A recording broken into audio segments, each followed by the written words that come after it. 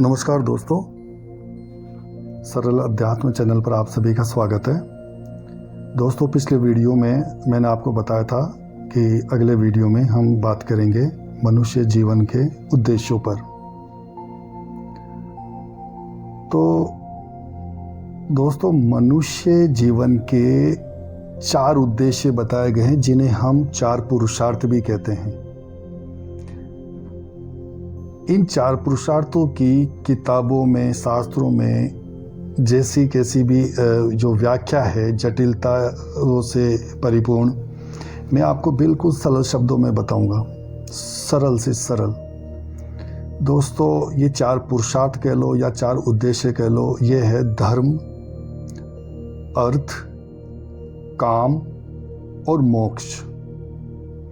सबसे पहले धर्म को समझते हैं। दोस्तों, धर्म का मतलब आप समझिए कि अपनी ड्यूटी निभाना या कर्तव्य को निभाना। और गीता में श्री कृष्ण ने साफ कहा है अर्जुन से कि धर्म की परिभाषा व्यक्तिगत होती है। तो अभी आप धर्म का मतलब इतना समझिए कि आपको अपने कर्तव्य का पता होना चाहिए और उन्हें हमें इस जीवन में निभाना है। जैसे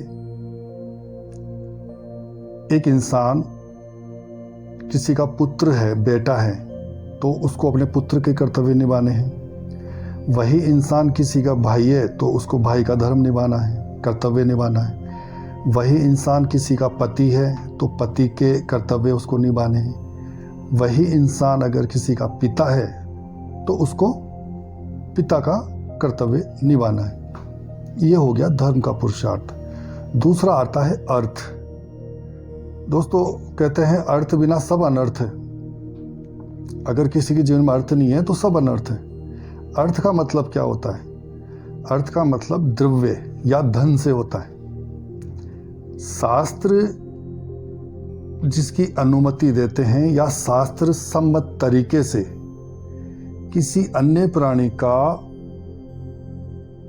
दिल दुखाए बिना, किसी अन्य प्राणी को कष्ट दिए बिना, पीड़ा दिए बिना आप जो धन कमाते हैं वही सही मायनों में अर्थ कहलाता है। तो धन कमाने की कहीं कोई मनाही नहीं है हमारे शास्त्रों में।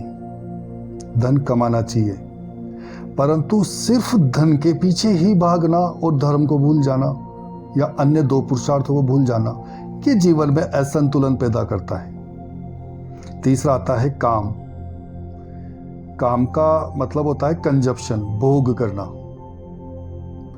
दोस्तों, हमारे मनुष्य शरीर में 5 इंद्रियां होती है, मतलब ज्ञानेंद्रियां, और पांचों के अपने 5 विषय होते हैं। तो इंद्रियां जब इन विषयों को ग्रहण करती है तो ये कहलाता है भोग या काम। तो पांचों इंद्रियों के भोग भोगने के लिए भी मनाही कहीं नहीं है। बस इतना सा है कि वो शास्त्र सम्मत होना चाहिए। जैसे पूर्व काल में किसी राजा को जैसे 1 से अधिक विवाह कर सकता था, लेकिन वो उसका पाणी ग्रहण करके फिर उसको पत्नी बनाता था और फिर वो अपना काम का पुरुषार्थ पूरा करता था। तो काम भोगने में या भोग भोगने में कहीं कोई मनाही नहीं है, लेकिन वो शास्त्र सम्मत तरीके से होना चाहिए। ये भी एक तरीके से पुरुषार्थ ही है, कर्तव्य है। और चौथा और आखिरी पुरुषार्थ जो उद्देश्य आता है मनुष्य जीवन का, वो है मोक्ष। मोक्ष के काफ़ी अर्थ होते हैं। सिंपल या मेरे शब्दों में, सरल शब्दों में, मोक्ष को आप संधि विच्छेद कीजिए, मोह प्लस क्षय।